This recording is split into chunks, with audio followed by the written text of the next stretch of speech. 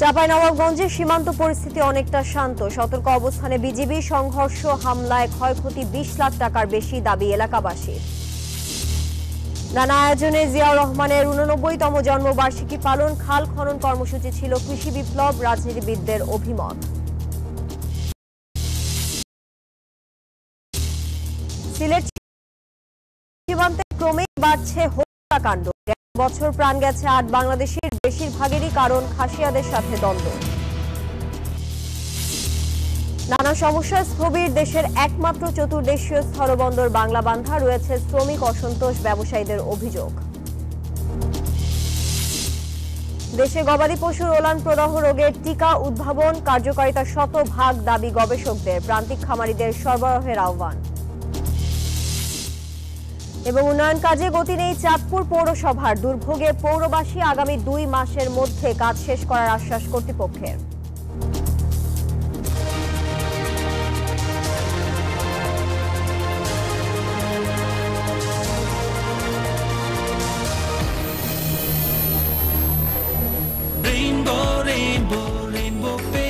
Rainbow Paints, the color of joy.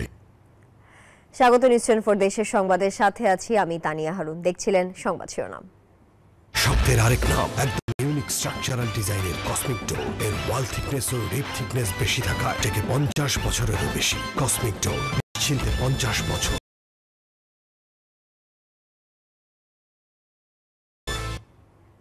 যাচ্ছি পুরো খবরে। চাঁপাইনবাবগঞ্জের চৌকা সীমান্ত এখন অনেকটাই শান্ত। সতর্ক অবস্থায় রয়েছেন বিজিবি সদস্যরা। স্থানীয় কৃষকরা বলছেন, শনিবারের সংঘর্ষ ও হামলায় তাদের আনুমানিক ক্ষয়ক্ষতি 20 লাখ টাকার বেশি। সীমান্ত এলাকা ঘুরে আরো জানাচ্ছেন জুবায়ের সানি, ক্যামেরায় ছিলেন মুরাদ আক্তার। চাঁপাইনবাবগঞ্জের শিবগঞ্জের চৌকা সীমান্তের 177 নম্বর পিলার। কিছুটা দূরে পাহারায় 2 জন বিএসএফ সদস্য, সতর্ক বিজিবি সদস্যরাও। পরিস্থিতি দেখে খুব স্বাভাবিক মনে হয়, তবে পিলারের বাংলাদেশ অংশের আম বাগানের দিকে তাকালে অবাক হবেন যে কেউ। বেশিরভাগ গাছই কাটা, ফসলের উপর যেন কিছুক্ষণ আগে ঝড় বয়ে গেছে। শনিবার ভারতের বেসামরিক নাগরিকরা বাংলাদেশ অংশের আম বাগান ও ফসলি জমিতে হামলা চালায়। প্রতিরোধে এগিয়ে আসেন বাংলাদেশিরা। কাটাতার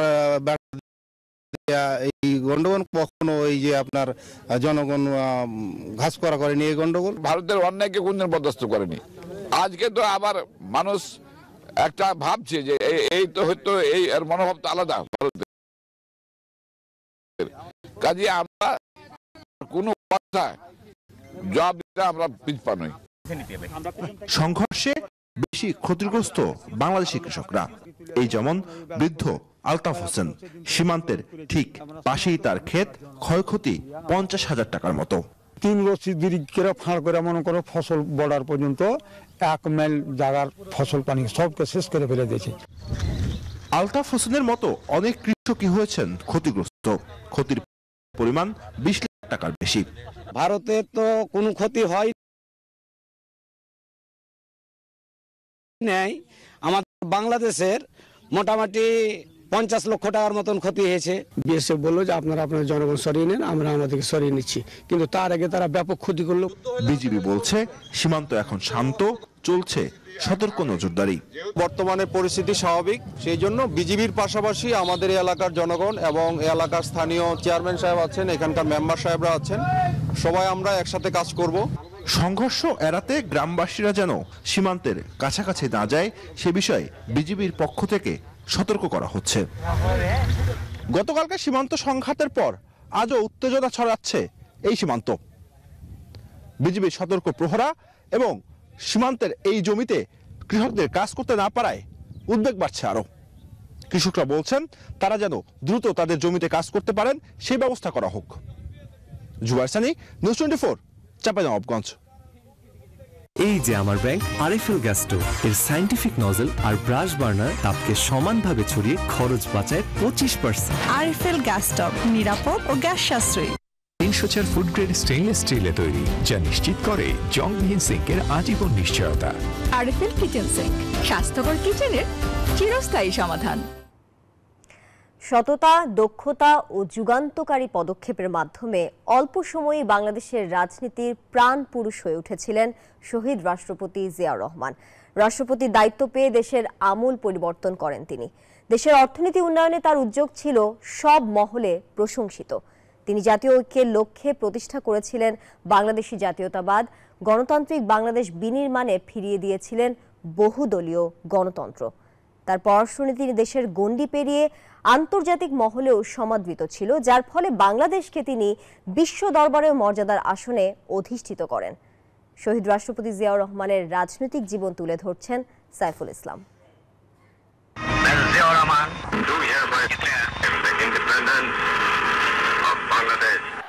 1971 সালে দিশেহারা জাতির মনে আশার আলো জাগিয়েছেন তৎকালীন মেজর জিয়াউর রহমান।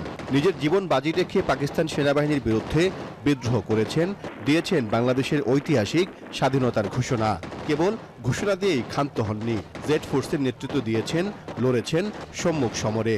স্বাধীনতা যুদ্ধে বীরত্বপূর্ণ অবদানের জন্য অর্জন করেন বীরোত্তম উপাধি। এবং চট্টগ্রামে কালুরঘাট বেতার কেন্দ্র থেকে স্বাধীনতার ঘোষণা দেন। ৭৫ পরবর্তী রাজনৈতিক সংকটেও দেশের হাল ধরেন জিয়াউর রহমান। ৭ নভেম্বর সিপাহী জনতার বিপ্লবের মধ্য দিয়ে সবার মধ্যমণি হয়ে ওঠেন তিনি। পরবর্তীতে 19৭৭ সালের 21শে এপ্রিল বাংলাদেশের রাষ্ট্রপতি হন জিয়া। দায়িত্ব গ্রহণের পর রাজনীতি, অর্থনীতি, শিক্ষা, স্বাস্থ্য, নারী ও গ্রামীণ উন্নয়ন সহ দেশে বৈপ্লবিক পরিবর্তনে নানা উদ্যোগ গ্রহণ করেন তিনি। তার নিজের পরিবারের, দলের কিংবা আত্মীয় বন্ধু কারো স্বার্থের ভাবনা তার মাথায় কখনো ছিল না।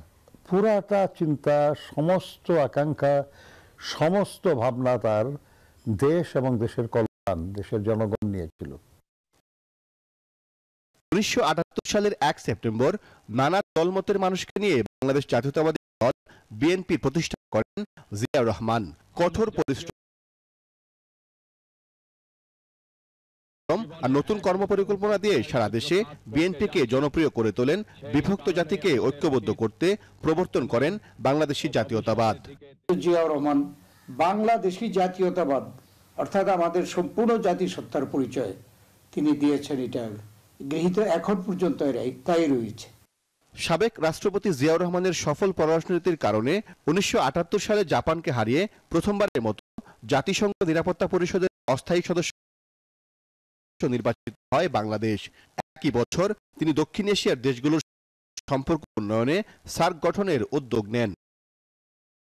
1981 সালে ইরাক-ইরান যুদ্ধ বন্ধে পালন করেন মধ্যস্থতাকারীর ভূমিকা। ওআইসিতে বাংলাদেশের যে গুরুত্বপূর্ণ ভূমিকা, সার্ক গঠনে জিয়াউর রহমানের যে স্বপ্ন এবং চিন্তা, এই সব কিছু কিন্তু বাংলাদেশের একটা সুনির্দিষ্ট পরিচয় এবং ব্যক্তিত্ব সৃষ্টি করেছে। দেশমাতৃকার উন্নয়নে নিবেদিত প্রাণ জিয়াউর রহমান 21শে পদক ও স্বাধীনতা পদক চালু করেন। তার আমলেই মহিলা পুলিশ গঠন করা হয়। জনশক্তি রপ্তানি, তৈরি পোশাক, হিমায়িত খাদ্য, হস্তশিল্প সহ সকল অপ্রচলিত পণ্যের রপ্তানির দ্বার উন্মোচন করেন তিনি। 1 নম্বর, খাদ্য উৎপাদন দ্বিগুণ করতে হবে। 2 নম্বর, সমস্ত রাস্তার 2 ধারে ফলের গাছ লাগাতে হবে। সব মিলিয়ে বলা যায় বাংলাদেশের ক্ষণজন্মা এক মানুষের নাম শহীদ রাষ্ট্রপতি জিয়াউর রহমান। সততা ও সাহসিকতার কারণে অতি অল্প দিনে জনগণের হৃদয় জয় করেছেন, হয়ে উঠেছেন গণমানুষের আস্থা, নির্ভরতার প্রতীক। আমরা বেঁচে থাকবার মতো বেঁচে থাকতে চাই, আমরা চাই শান্তি।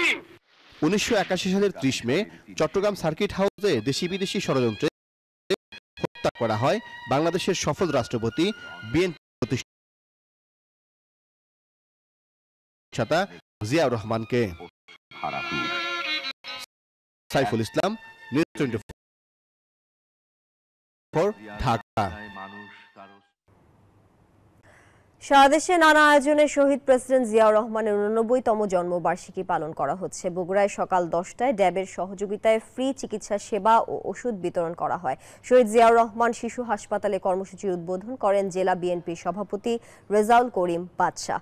মানিকগঞ্জে জিয়া স্মৃতি পাঠাগারের উদ্যোগে চিত্রাঙ্কন, কুইজ ও হামদনাদ প্রতিযোগিতা হয়। সকালে মানিকগঞ্জ মডেল উচ্চ বিদ্যালয়ে প্রতিযোগিতায় জেলার 35টি স্কুল ও কলেজের 3 শতাধিক শিক্ষার্থী অংশ নেয়। জিয়াউর রহমান রহমানের জন্মবার্ষিকী উপলক্ষে দোয়া আলোচনা সভা ও শীতবস্ত্র বিতরণ করেছে মুন্সিগঞ্জ পৌর ২ নং ওয়ার্ড শাখা। এ সময় ২ শতাধিক মানুষের মাঝে কম্বল তুলে দেন অতিথিরা। জামালপুরে আলোচনা সভা, দোয়া ও শীতবস্ত্র বিতরণ করছে জেলা বিএনপি। দুপুরে শহরের ফুলবাড়িয়া ঈদগাহ মাঠে কর্মসূচির আয়োজন করা হয়। এছাড়া দেশের বিভিন্ন স্থানে নানা কর্মসূচির মাধ্যমে পালন করা হচ্ছে শহীদ প্রেসিডেন্ট জিয়াউর রহমানের ৮৯তম জন্মবার্ষিকী।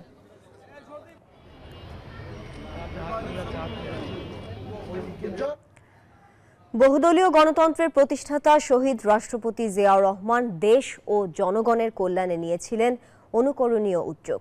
খাদ্যে স্বয়ংসম্পূর্ণতা অর্জন ও কৃষির উৎপাদন বাড়াতে প্রাকৃতিক জলাধার সৃষ্টির লক্ষ্যে সারা দেশে খনন করেছিলেন ১৫০০-এর বেশি খাল। তবে খালগুলো দীর্ঘদিন সংস্কার না করায় সেগুলো এখন মরা খাল। পুনরায় সংস্কারের দাবি জনসাধারণের। প্রতিনিধিদের তথ্য ও চিত্রে ডেস্ক রিপোর্ট। দেশকে খাদ্যে স্বয়ংসম্পূর্ণতা অর্জনের লক্ষ্যে উৎপাদন দ্বিগুণ বৃদ্ধি করার উদ্যোগ নিয়েছিলেন শহীদ রাষ্ট্রপতি জিয়াউর রহমান। সেই লক্ষ্যে শুষ্ক মৌসুমে সেচ ব্যবস্থা সচল রাখা, একই জমিতে একাধিক ফসল ফলানো, পতিত জমিতে চাষাবাদ বাড়াতে দেশব্যাপী শুরু করেছিলেন খাল খনন। উন্নয়নের যুগান্তকারী এই কর্মসূচি আলোড়ন সৃষ্টি করে জনমনে। প্রাকৃতিক জলাধারের পানি সেচ কাজে ব্যবহার করেন কৃষক। একই সঙ্গে সেচের কারণে ফসল ও মাছের উৎপাদন বৃদ্ধি পায়। স্বল্প মূল্যের সেচ সুবিধায় কমতে থাকে জ্বালানি ব্যয়। বন্যা দিয়ে আমাকে ধানগুলো নষ্ট হয়ে যাচ্ছে, এখন আবার খনন করেন। খাল খুললে আমরা আবাদ ভালো করে পারবো, পানি ভালো নামবি, আবাদ করতে পারবো। খননকৃত বগুড়া জেলার শাহজাহানপুর উপজেলার পুকুর খাল এখন মরা খালে পরিণত, শুকিয়ে গেছে ভাদাই খালও। ময়লা আবর্জনা পলিথিন হালাইয়া খাল ভরিয়ে দেয়। আবর্জনা ফেলানোর কারণে এটা আস্তে আস্তে হয়ে যাচ্ছে, চাপে যাচ্ছে। শুধু বগুড়া নয়, চট্টগ্রাম, রাজশাহী, খুলনা, বরিশাল সহ সারা দেশে ১৫০০-এর বেশি খাল খনন করেছিলেন জিয়াউর রহমান। সেসব খালে প্রবাহিত পানি দিয়ে জমি চাষ করতেন চাষিরা। অথচ সংস্কার উদ্যোগের অভাবে দখল দূষণে খালগুলো এখন নিশ্চিহ্ন হওয়ার উপক্রম। তৎকালীন প্রত্যক্ষদর্শীরা জানান, খাল খননের মাধ্যমে উন্নয়নের মডেল হিসেবে গড়ে উঠেছিল গ্রামগুলো। তাই পুরনো জৌলুস ফিরে পেতে পুনরায় খাল খনন ও সংস্কারের দাবি দেশবাসীর। এই খালগুলিকে আবার পূর্ণ খনন করে যাতে আবারও শহীদ রাষ্ট্রপতি জিয়াউর রহমানের যে কর্মসূচিগুলো ছিল, বাস্তবমুখী কর্মসূচি, এই কর্মসূচিগুলিকে যদি আমরা আবারও যদি বাস্তবায়ন করতে পারি, তাহলে গ্রামের উন্নয়নের একটা মডেল হিসেবে কাজ করবে। জিয়াউর রহমানের খাল খনন ছিল সামাজিক ও অর্থনৈতিক বিপ্লব। আবারও খাল খনন করে গ্রামীণ অর্থনীতি চাঙ্গা হবে, এমন প্রত্যাশা সবার। Desk report, news 24। দর্শক, খাল খননের আরো খবর জানাতে যুক্ত হচ্ছেন সহকর্মীরা। শুরুতেই যাচ্ছি চট্টগ্রামে, সেখানে আছেন সহকর্মী নয়ন বড়ুয়া। জয়, জিয়াউর রহমান সারা দেশে ১৫০০-এর বেশি খাল খনন করেছিলেন। তবে খালগুলো দীর্ঘদিন সংস্কার না করায় সেগুলো এখন মরা খাল। আমরা যেমনটা জানাচ্ছিলাম, খাল খনন নিয়ে মানুষের প্রতিক্রিয়া কি, বিস্তারিত জানাবেন।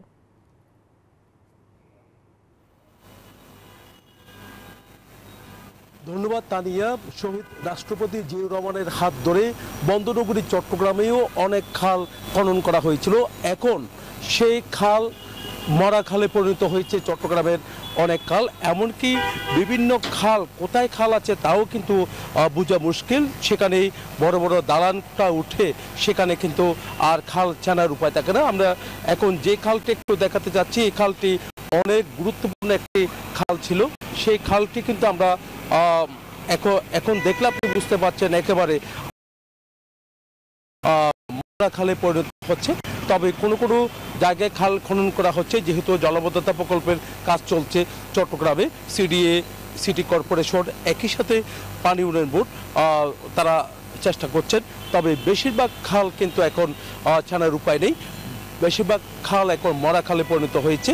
তবে সেই খালগুলো যদি খনন করা হতো তাহলে চট্টগ্রামবাসীর যে সবচেয়ে বড় দুঃখ জলাবদ্ধতা, সেই জলাবদ্ধতার সমস্যা থেকে রেহাই পেত নগরবাসী। তবে এখনো পর্যন্ত যে প্রকল্পগুলো হাতে নিয়েছে, যেভাবে খালগুলো খনন করার কথা রয়েছে সেভাবে খাল খনন করা হচ্ছে না। তার কারণে কিন্তু একটু বৃষ্টি হলে চট্টগ্রাম শহরের বেশিরভাগ এলাকা কিন্তু ডুবে যায়। সবচেয়ে বেশি কাতালগঞ্জ, এমনকি চকবাজার, বাকলিয়া, আগ্রাবাদ সহ বিভিন্ন জায়গায় সেখানে একটু বৃষ্টি হলে তলিয়ে যায়। আবার জোয়ারের পানিতেও কিন্তু চট্টগ্রাম শহরের বিভিন্ন সড়ক তলিয়ে যাওয়ার দৃশ্য কিন্তু আমরা চট্টগ্রামের মানুষ যারা আছেন তারা কিন্তু দেখে। তো এখন কিন্তু আসলে সবারই দাবি উঠেছে, চট্টগ্রাম নগরবাসীর একটা দাবি উঠেছে। তারা বলছেন দ্রুত সময়ের মধ্যে খালগুলো খনন করা হোক। একটু আগে একটা বৈঠক হচ্ছে, সেখানে 3 উপদেষ্টা সেখানে বৈঠক করছেন। 3 উপদেষ্টা গতকাল খাল পরিদর্শনও করেছেন। এমনকি যে জলাবদ্ধতা প্রকল্পের যে কাজ নিয়েও কিন্তু তারা সেখানে কোনো নয়ছয় হয়েছে কিনা, হাজার হাজার কোটি টাকার যে এখানে বরাদ্দ রয়েছে সেই জায়গাগুলো তারা খতিয়ে দেখছেন। এখনও একটা বৈঠক চলছে কিভাবে খালগুলো খনন করা যায় এবং কি চট্টগ্রাম শহরে জলাবদ্ধতা নিরসন কিভাবে হয় সেটা নিয়ে কিন্তু তাদের আলোচনা চলছে। এই ছিল আমার এখানকার সর্বশেষ। ফিরে যাচ্ছে আমার সহকর্মী অপেক্ষা করছেন বরিশালের মিরনের কাছে।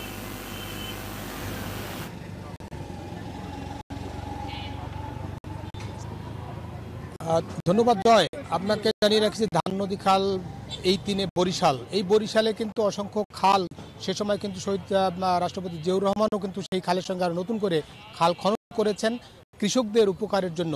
কিন্তু আজকে বরিশাল শহরে, কেবল বরিশাল শহরের মধ্যে যে 22টি খাল ছিল সেই খালগুলো কিন্তু মরে গেছে।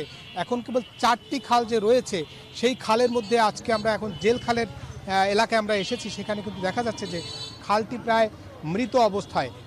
নগরবাসীর দাবি যে 22টি খাল ইতিপূর্বে ছিল সেই খালগুলোকে রক্ষা করার জন্য, বিশেষ করে সেই খালের দখল করে যারা ভবন বা স্থাপনা নির্মাণ করছেন সেগুলো ভেঙে দিয়ে খাল পুনরুদ্ধার এবং একই সঙ্গে যে খাল আছে সেই খাল সংরক্ষণ করে সেখানে জলাশয় বা জলের প্রবাহ বাড়ানোর তাগিদ দিয়েছেন।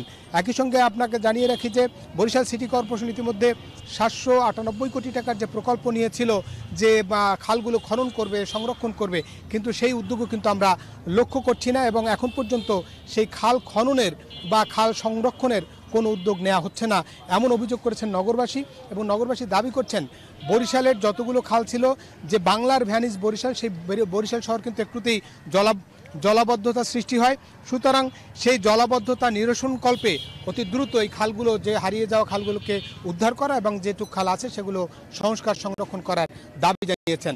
এই ছিল মূলত আমার কাছে বরিশাল থেকে বরিশালের যে খালগুলো দখল দূষণে বিলীন হয়ে যাচ্ছে তার সবশেষ খবর। একই খবর জানতে আমরা যাব রাজশাহীতে, সেখানে আছে সহকর্মী মতিউর মুর্তুজা। মুর্তুজা, রাজশাহীর অবস্থা কি জানাবেন?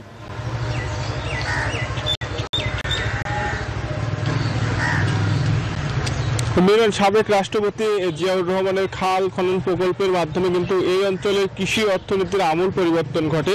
কৃষকরা খুব সহজেই শুষ্ক মৌসুমে সেই খালের পানি ব্যবহার করে ফসলি জমি সেচ কার্যক্রম পরিচালনা করতো। আবার একই সাথে বর্ষা মৌসুমে কিন্তু জমির পানি সেই খাল দিয়ে বের হয়ে ফসল রক্ষা পেত। কিন্তু সেই অবস্থা আর নেই। কালের পরিক্রমায় দখল দূষণে বিপন্ন সেই খালগুলো প্রায় একেবারেই অস্তিত্বহীন হয়ে পড়েছে।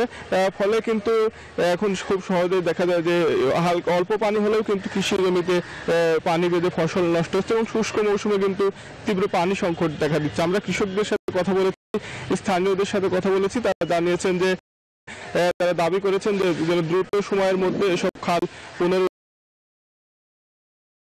খনন করা হয় এবং দখলদার মুক্ত করা হয়। এর ফলে কিন্তু কৃষি অর্থনীতি আবারও ঘুরে দাঁড়াবে বলে কিন্তু স্থানীয়রা জানাচ্ছেন। আমরা রাজশাহী প্রশাসনের সঙ্গে কথা বলেছি, তারা বলেছেন যে খালি পুরাতন নকশা পুনরায় আবার তারা দেখবেন, দেখে বিপন্ন এবং দখল হয়ে যায় যেসব খাল রয়েছেন সেই সব খাল তারা আবার উদ্ধারে অভিযান চালাবেন এবং সে লক্ষ্যে তারা খুব শীঘ্রই একটি কর্মপরিকল্পনা ঠিক করবেন। আর রাজশাহী অঞ্চলে কিন্তু বেশ কয়েকটি খাল সাবেক রাষ্ট্রপতি জিয়াউর রহমান নিজেই উদ্বোধন করেছিলেন। সেসব খাল কিন্তু একেবারে বিপন্ন অবস্থায়, সেগুলো একেবারে দখল দূষণে প্রায় নিশ্চিহ্ন হয়ে গেছে। এর পাশাপাশি রাজশাহীর চারঘাট এবং রাজশাহীর গোদা দুইটি খালের উদ্বোধন করেছিলেন সাবেক রাষ্ট্রপতি জিয়াউর রহমান।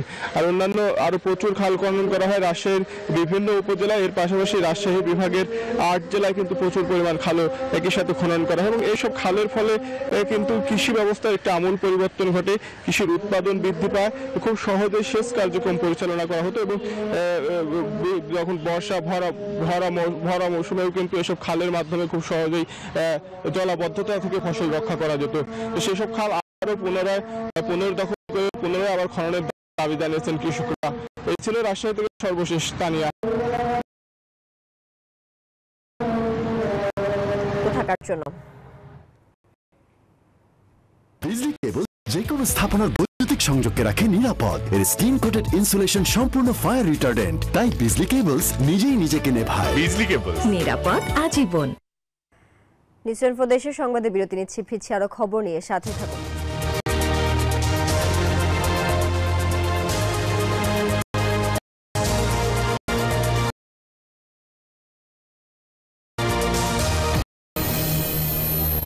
নুডলস খান নাই?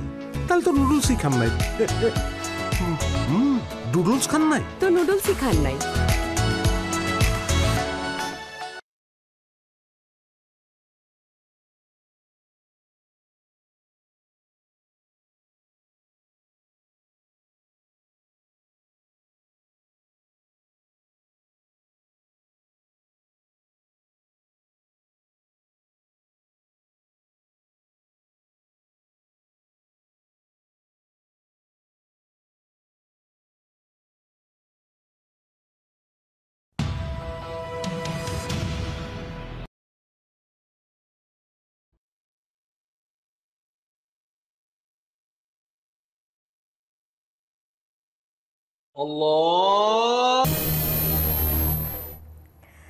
স্বাগত আরো একবার, আপনারা দেখছেন দেশের সংবাদ। কালের সাক্ষী হয়ে দাঁড়িয়ে আছে শহীদ প্রেসিডেন্ট জিয়াউর রহমানের স্মৃতি বিজড়িত জন্মভূমির বাড়িটি। তার স্মৃতি ধরে রাখতে আজও বাড়িটি ভাঙেনি কেউ। বাড়িটিকে ঐতিহাসিক জাদুঘর করার দাবি স্বজন ও স্থানীয়দের। বগুড়া থেকে আব্দুস সালাম বাবুর তথ্য ও চিত্রে ডেস্ক রিপোর্ট। বগুড়ার গাবতলীর বাগবাড়ি গ্রামের কমল। গ্রামের কাদামাটি, জল ও জমির আইল ধরে বেড়ে ওঠা কিশোর কমল একদিন বাংলাদেশের শীর্ষ ব্যক্তিত্বে পরিণত হন। তিনি বিএনপির প্রতিষ্ঠাতা ও শহীদ প্রেসিডেন্ট জিয়াউর রহমান। বগুড়ায় তার বাড়িটি এখন কালের সাক্ষী। রাষ্ট্র ক্ষমতায় প্রধান ব্যক্তিত্ব হয়েও অতি সাধারণ ছিলেন জিয়াউর রহমান। 129 বছরের পুরনো বাড়িটিতে মিশে আছে তার স্মৃতিচিহ্ন। 1895 সালে 2 তলা পাকা বাড়ি নির্মাণ করেন জিয়াউর রহমানের পূর্বপুরুষেরা। বাড়ির ভিতরে পশ্চিম পাশে একটি দোতলা পাকা ঘর আছে। জিয়ার ব্যবহৃত খাট, ড্রেসিং টেবিল সহ কিছু আসবাব, আর কিছু আছে চট্টগ্রাম জাদুঘরে। বাড়ির সামনের অংশে বড় পরিসরে খোলা জায়গা, যেখানে পারিবারিক গোরস্থান। পূর্ব পাশের সরোবর খালটি কৃষি জমিতে সেচের জন্য নিজেই খনন করেন জিয়াউর রহমান। তার স্মৃতি ধরে রাখতেই বাড়িটি আর নতুনভাবে নির্মাণ করা হয়নি, তবে সংস্কার করা হয় প্রতি বছর। এই বাড়ি দেখতে আসেন দূর দূরান্তের অনেকে। জিয়াকে নিয়ে অজস্র স্মৃতির কথা জানালেন তার শতবর্ষী চাচা মুজিবুর রহমান। খালের মধ্যে সাঁতার কাটছি, কথাবার্তা কইছে। ওই যে পুকুর দেখলেন, ওই পুকুর আসলে নয়, হাটের নামাতে পুকুর, ওটি ওই ব্যাংকের সহগুলি সাইড হয়ে বসেছে, বসে সাঁতার কাটছে। মৃত্যু পর্যন্ত চেহারার কোনো পরিবর্তন আসে নাই, একই চেহারা আসছিল। তরুণ প্রজন্ম জিয়াউর রহমানের আদর্শ বুকে ধারণ করে বলে জানান এলাকাবাসী ও জনপ্রতিনিধিরা। মানুষ হিসেবে, আদর্শ মানুষ হিসেবে তার চেহারা দেখা গেছে। মানুষের চেহারায় কিন্তু তার অন্তরের একটা আদর্শতা বোঝা যায়।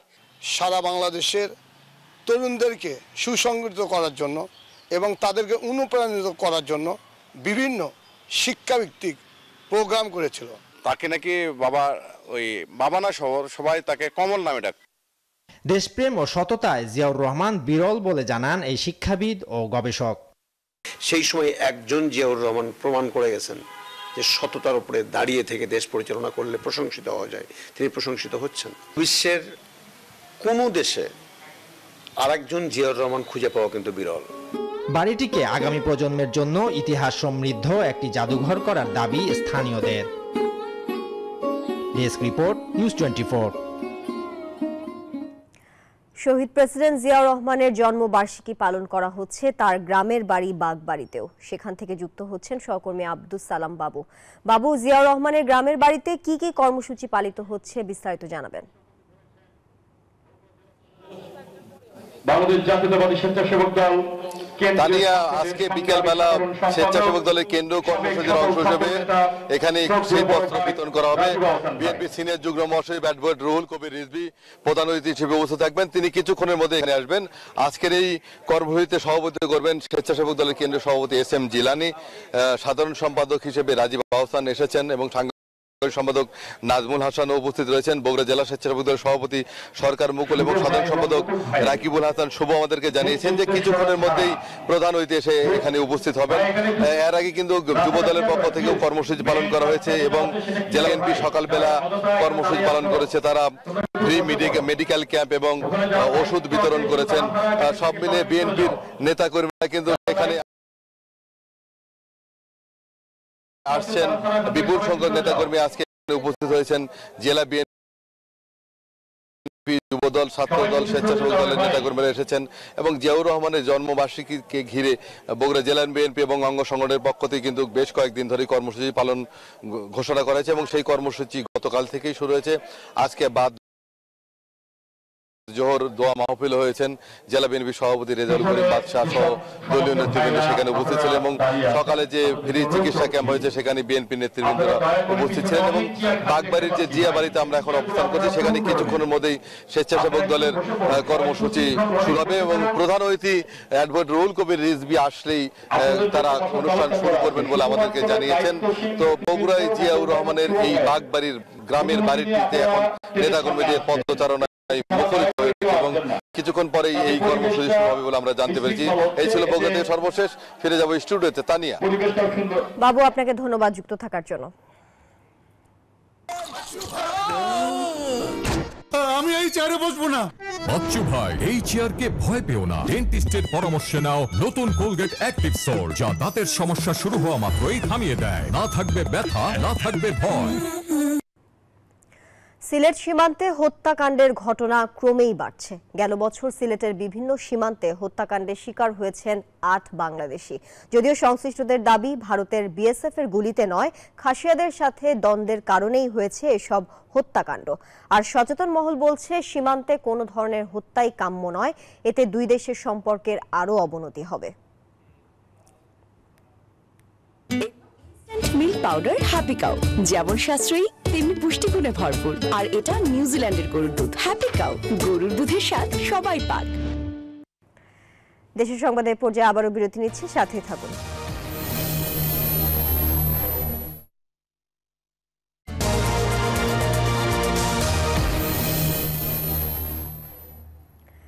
স্বাগত আরও একবার দেশের সংবাদে। পরীক্ষামূলকভাবে বিদ্যুৎ উৎপাদন শুরু করেছে পটুয়াখালী ১৩২০ মেগাওয়াট তাপ বিদ্যুৎ কেন্দ্র। শনিবার রাত 12:30টার দিকে প্রথম ইউনিটের বিদ্যুৎ উৎপাদন কার্যক্রম শুরু করে কর্তৃপক্ষ। পর্যায়ক্রমে প্রথম ইউনিটের পুরো ৬৬০ মেগাওয়াট বিদ্যুৎ জাতীয় গ্রিডে সরবরাহ করা হবে। আগামী মার্চে দ্বিতীয় ইউনিট থেকে বিদ্যুৎ উৎপাদন কার্যক্রম শুরুর লক্ষ্যে দ্রুত গতিতে কাজ চলছে। শরীয়তপুর জেলা পরিষদের ২০টি প্রকল্পে অনিয়ম ও দুর্নীতির অভিযোগে অনুসন্ধান শুরু করেছে দুদক। সকালে জেলা পরিষদের কার্যালয়ে দুর্নীতি দমন কমিশনের সহকারী পরিচালক আক্তারুজ্জামানের নেতৃত্বে অভিযান পরিচালনা করা হয়। অভিযানে প্রাথমিকভাবে অতিরিক্ত ব্যয় ও দুর্নীতির প্রাথমিক সত্যতা পায় দুদক। এই ঘটনায় দুদকের পক্ষ থেকে পরবর্তীতে ব্যবস্থা নেয়ার কথা জানানো হয়েছে।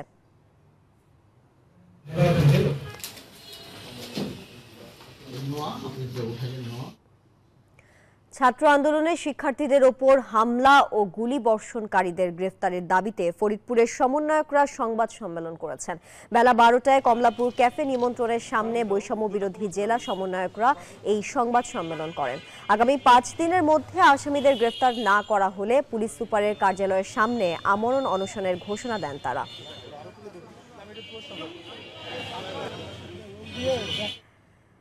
আবারও বিরতি নিচ্ছি দেশের সংবাদের, সাথে থাকুন।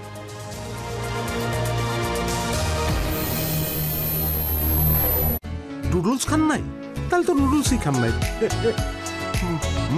নুডলস খান নাই তো নুডলসই খান নাই।